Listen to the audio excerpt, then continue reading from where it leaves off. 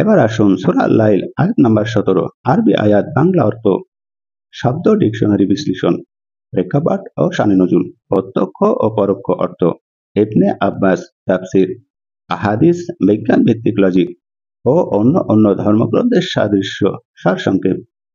আর সবচাইতে পরহেজগার আত্মসংযমী ওই ব্যক্তি, তাকে আগুন থেকে রক্ষা করা হবে। তাহলে আল্লাহ কেন বলেছেন আর সবচাইতে পরহেজগার আত্মসংযমী ব্যক্তিকে তা আগুন থেকে দূরে রাখা হবে।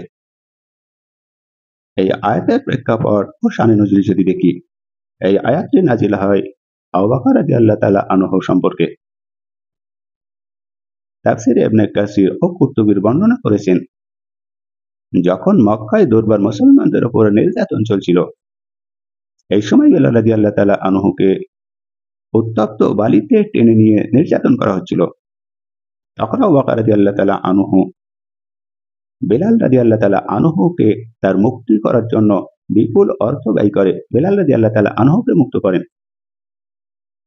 এই সময় কুরাইশরা আবু বকর রাদিয়াল্লাহু তাআলা আনহুকে বলতে লাগলেন, তুমি তো বেলাল রাদিয়াল্লাহু তাআলা আনহু এর জন্য তার প্রতি কোনো ঋণ প্রতিশোধ করছো, তার প্রতি কোনো ঋণ পরিশোধ করছো, তার মানে অর্থের পরিমাণ অনেক। তখন এই আয়াতগুলি নাজিল হয় আর সবচাইতে পরহেজগার আত্মসংযমী ব্যক্তিকে তা আগুন থেকে দূরে রাখা হবে। তাহলে সবচাইতে পরহেজগার ব্যক্তিকে আগুন থেকে দূরে রাখা হবে, অর্থাৎ আবু বকর রাদিয়াল্লাহু তাআলা আনহুকে এর দান কোনো প্রতিদানের জন্য নয়, বরং তার আত্মিক পরহেজগারি ও আল্লাহর সন্তুষ্টির উদ্দেশ্যে। এটাই ছিল এখানে আবু বকর রাদিয়াল্লাহু তাআলা আনহুকে সরাসরি জান্নাতি ঘোষণা করা হয়েছে এই আয়াতে, সূরা আল-লাইলের 17 নম্বর আয়াতে।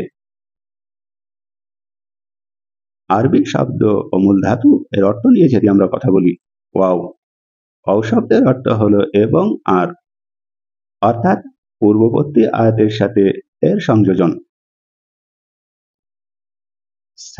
জান্নাবুহা দূরে রাখা হবে, রক্ষা করা হবে। এখানে বোঝানো হচ্ছে যে জাহান্নামের আগুন থেকে দূরে রাখা হবে, জাহান্নামের আগুন থেকে দূরে রাখা হবে। সর্বাধিক পরেজগার, সর্বাধিক তাকওয়াবান, যে আল্লাহকে সর্বাধিক ভয় করে, সর্বাধিক আত্মসংযমী হয়। তাহলে এই আয়াতের প্রত্যক্ষ অর্থে এই আয়াতে স্পষ্ট ঘোষণা করা হয়েছে যে আল্লাহ সর্বাধিক পরহেজগার ব্যক্তিকে জাহান্নামের শাস্তি থেকে দূরে রাখবেন।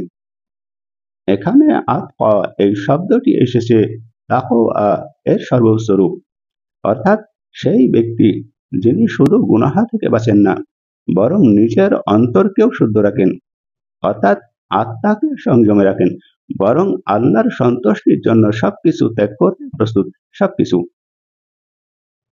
ওই ব্যক্তিকে আল্লাহ বলেছেন আর সবচাইতে পরহেজগার আত্মসংযম ওই ব্যক্তিকে তা আগুন থেকে দূরে রাখা হবে। এই আয়াতটি অবতীর্ণ হয় আবু বকর রাদিয়াল্লাহু তাআলা আনহুর নিঃস্বার্থ দান দেখে।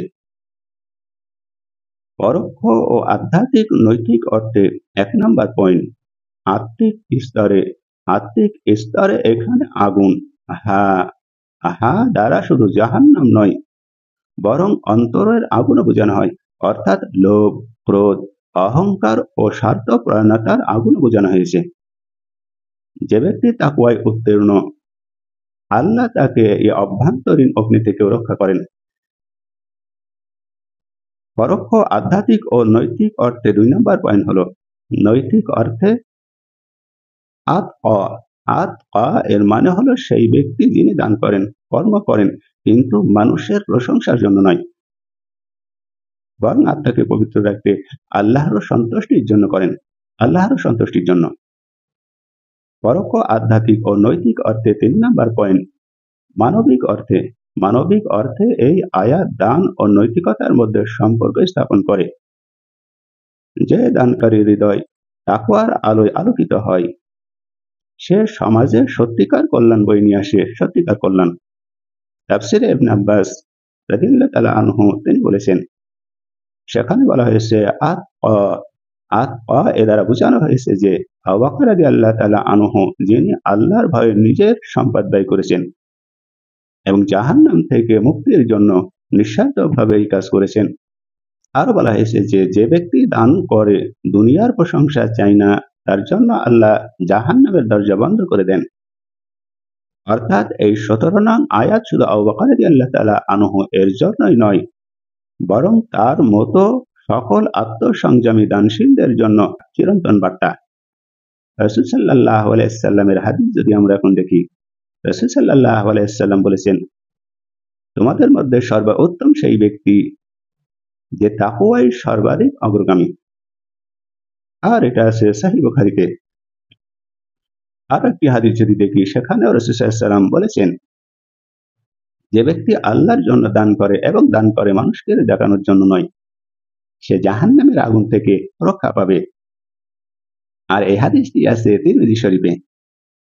অর্থাৎ ওই ব্যক্তি হলেন সেই মুমিন, ওই ব্যক্তি হলেন সেই মুমিন যিনি নিঃস্বার্থ দান, নৈতিকতা, আল্লাহ ভীতির মিশেলে জীবনযাপন করেন। আল্লাহ ভীতির মিশেলে জীবনযাপন করেন।